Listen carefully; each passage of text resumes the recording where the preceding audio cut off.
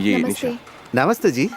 मैं पहली बार शादी करूंगा ना, ओ पहला शादी, और हनीमून भी पहली बार ही होगा, तो समझा। असल में इनका मतलब है ओके कि ओके, मैं इसका बात समझ गया। आप बहुत समझदार है। Thank you. आपकी शादी हो अभी गई? तक नहीं, पर हो जाएगा। लगता है लड़की हाँ बोलेगी। हाँ? ओह माय गॉड, तुम अंदर कैसी बहकी बहकी बातें कर रहे थे। तुम्हें देखकर जबान लड़खड़ाने लगती है। कुछ भी मत नहीं, बोलो। सच कह हाँ? रहा हूँ मैं। किसने आंख बंद की? गेस? अरे बोलो ना बाबा, कौन है? अरे गेस ना। अरे बोलो ना। Hi, hi. How are you? Fine. By God की कसम, कितनी बार तुम्हारा नंबर मैंने ट्राई किया, हर बार बिजी बिजी। कहाँ रहते हो तुम? ये निशा है। हाय अंजू, निशा। तुम फ्रेंड हो उसकी? जी नहीं, इसकी मंगेतर। नेक्स्ट वीक हमारी शादी है, तुम भी जरूर आना। हाँ ओह माय गॉड। मैंने एक बात बोलनी है। अगर किसी वजह से तुम्हारी शादी टूट जाए, प्लीज बुरा मत मानना, तो मैं तुमसे शादी कर लूंगी। I am sorry but I hate you. All the best. तुम सचमुच बहुत किस्मत वाली हो। बाय।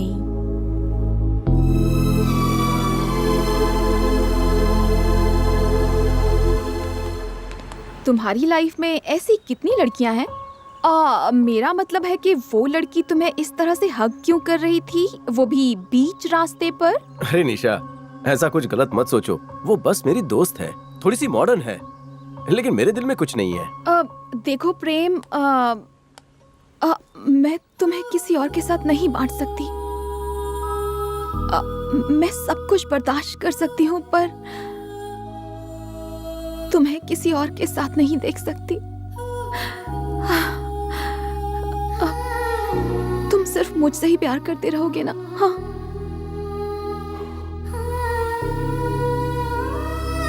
I love you. मैं सिर्फ तुमसे प्यार करूंगा। Stage decoration world dad, class मुझे होनी आपसे चाहिए। बात करनी है। अरे बाद में बात करते हैं। डैड, देखो, मेरे मैं जो साथ बता रहा हूँ, आइए। क्या प्रॉब्लम है? मुझे ये रिश्ता मंजूर नहीं है। हम में और उनमें बहुत अंतर है। वो मेरी बहन निशा के लायक नहीं है। अरे चुप। किसी भी इंसान का स्टेटस उसके काम से होता है, उसकी लायकी पैसों से नहीं गिनी जाती। अब वो हमारे रिश्तेदार होने वाले हैं। जाके शादी की तैयारी कर, बाकी सब मुझ पे छोड़ दे। मेरी बात तुझे समझ में आई कि नहीं? अब जा। हाय, क्या कर रहे हो जानू? तुम्हारी याद में फ्रिज में पिघल रहा हूँ। अभी से पिघ लोगे तो बाद में मेरा क्या होगा? मुझे तो टेंशन और एक्साइटमेंट दोनों हो रही है। जब मैं दुल्हन बनूंगी तो मैं चाहती हूँ कि दुल्हन के लिबास में सबसे पहले तुम मुझे देखो। ये कैसे मुमकिन है? मेरे पास 5G नहीं है। ये सब मैं नहीं जानती। सबसे पहले दुल्हन की ड्रेस में मुझे देखने वाले सिर्फ और सिर्फ तुम ही होगे, बस। नहीं देखो, मेरी बात सुनो, ऐसे कैसे हो सकता है?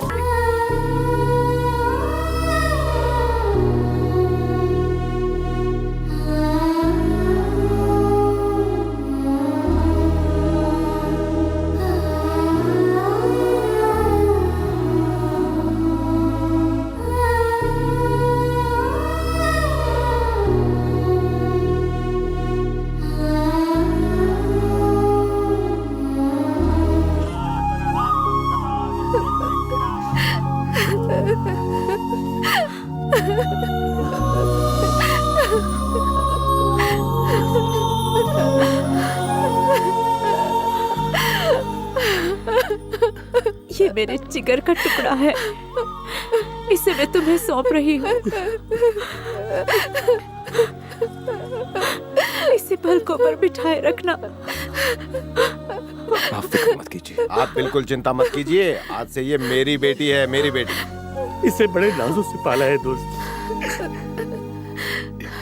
हो सके तो इसे कोई तकलीफ मत होने देना। चुप, कैसी बातें कर रहा है तू?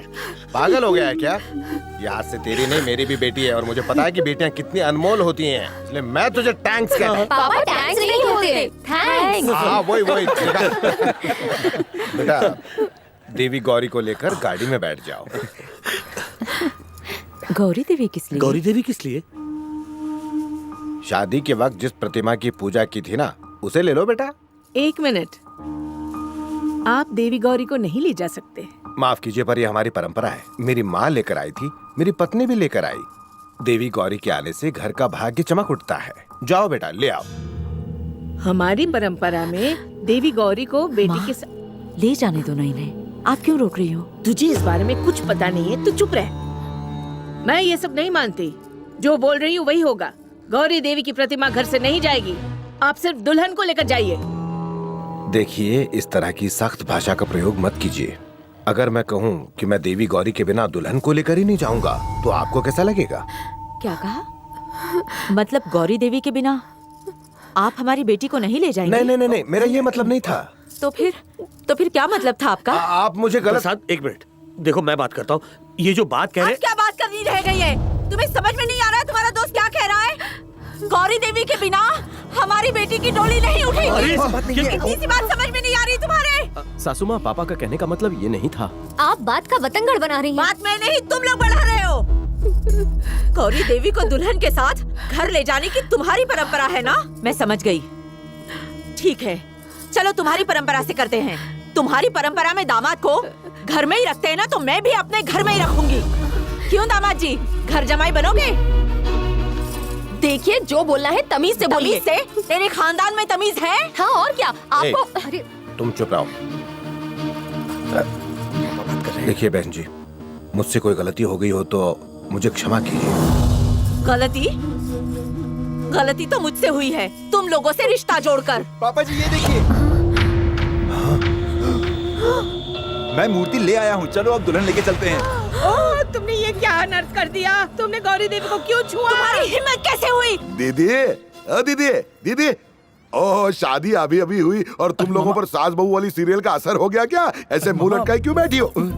दीदी, मुझे पता है आप इसलिए मुझसे नाराज हो ना क्योंकि मैं निशा की शादी में नहीं आ पाया। अरे मैं करूँ तो भी क्या करूँ दीदी? घर में बीवी, खेत में सूखा, रास्ते में खड्डे, रात में बच्चे। मेरी परेशानी का तो दी एंड नहीं होता। वो छोड़ो। दामाद जीजा जी, बड़े ग्लो कर रहे हो। शादी बेटी की हुई है या तुम्हारी? कहीं दूसरी फैमिली तो नहीं बना ली? अरे शट अप।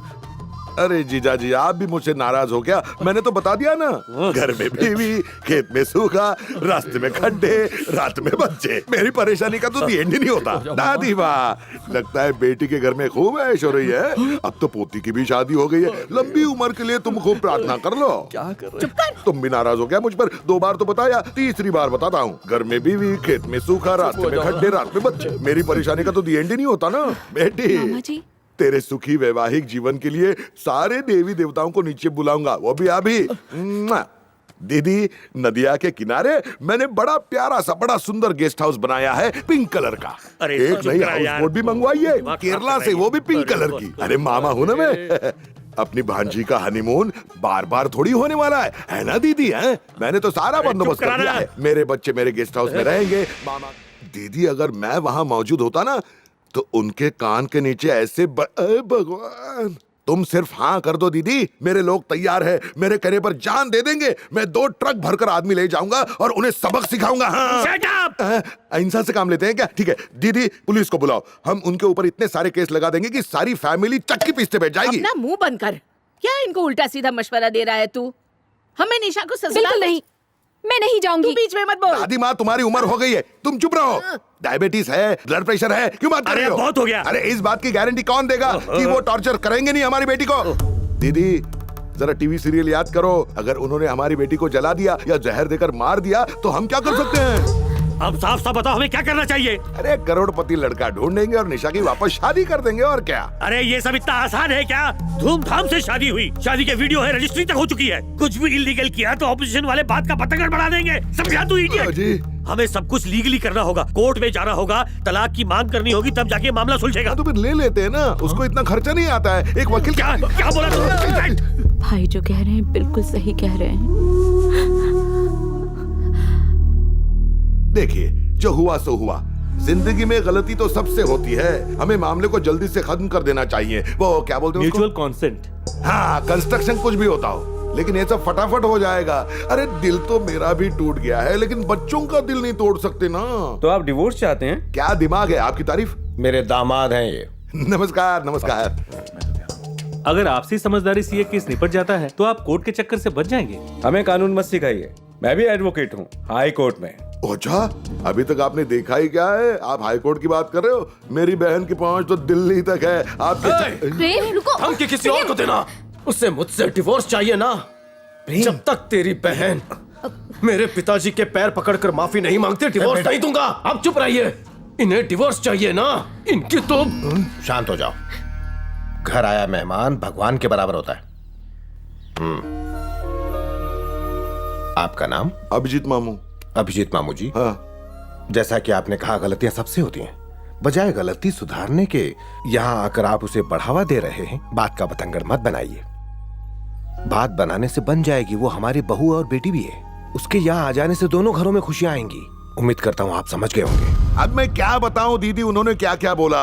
वो तुम्हारा दामाद क्या बोलता है पता है? जब तक तुम उसके बाप के पैरों में गिरकर माफी नहीं मांगोगी वो नहीं मानेंगे। तुम्हारे दामाद के अंदर बहुत ज्यादा गुरूर भरा हुआ है। गुरूर तोड़ना पड़ेगा। क्या सोचा था और ये सब क्या हो रहा है? बातें बिगड़ती जा रही है।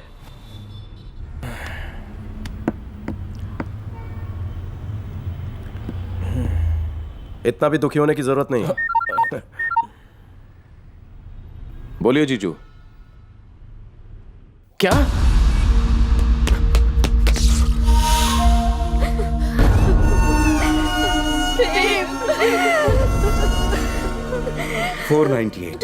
डाउरी हैरेसमेंट, 324 दुल्हन पर जोर जबरदस्ती करना। हमारी पूरी फैमिली पर न जाने कितने चार्जेस लगाए हैं उसने। हालांकि केस अभी रजिस्टर नहीं हुआ है। ऐसे केस में जमानत नहीं होती, सीधे अंदर 3 साल के लिए। रुक जाओ,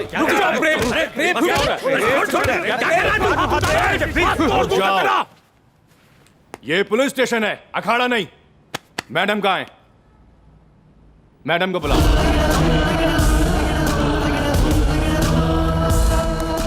बैठिए मैडम।